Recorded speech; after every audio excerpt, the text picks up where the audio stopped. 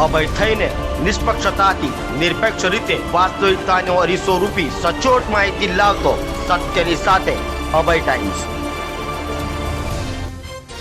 સુરતના જીના મોબાઈલ લે વેચના સૌથી મોટા માર્કેટ ગણાતા જનતા માર્કેટમાં એસઓજીની ટીમ દ્વારા ચેકિંગ કરાયું હતું, જેને લઈ શંકાસ્પદ કામગીરી કરનારાઓમાં ડર જોવા મળ્યો હતો।